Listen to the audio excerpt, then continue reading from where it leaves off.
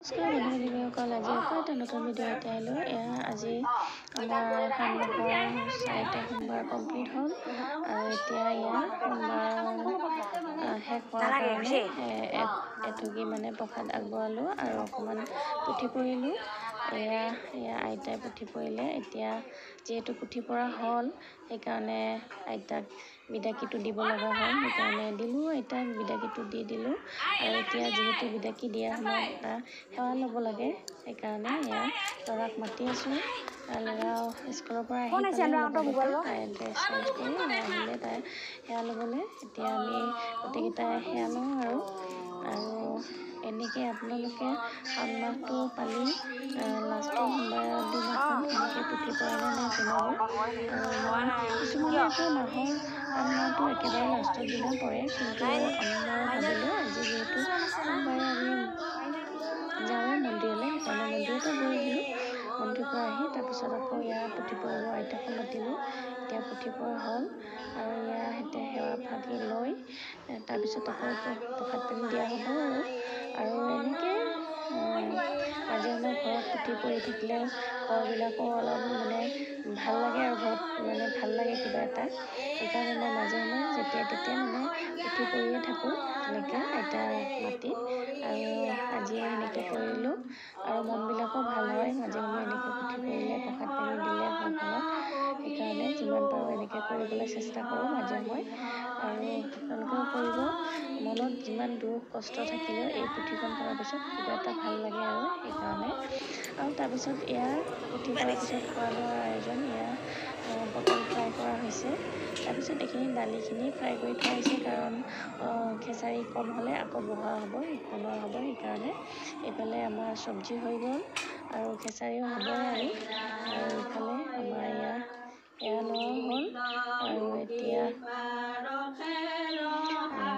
সেৱা লোৱাত যিহেতু অলপ সময় লাগে, ভগৱানৰ ওচৰত প্ৰাৰ্থনা কৰা হয়, সেইকাৰণে অলপ সময় লাগি আছে। আৰু এনেকৈ আমি সেৱা ভক্তি লৈ গোটেইকেইটাই প্ৰসাদ খাবলৈ বহিলোঁ। কি লাগিব? ভাল হৈছে না? সিহঁতে কৈ আছে পায়স কেনেকুৱা হৈছে? মিঠা হৈছে নে নাই পায়স?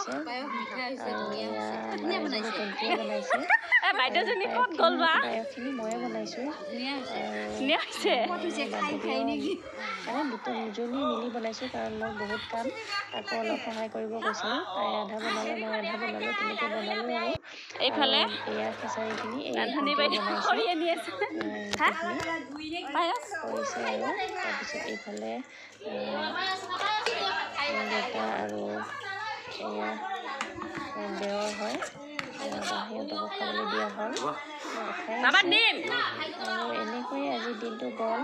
আৰু এনেকৈ খুৱাব পাৰিলে মনটোও ভাল লাগে, কৰিব পাৰিও ভাল লাগে, সেইকাৰণে মাজে সময়ে এনেকৈ কৰি থাকোঁ।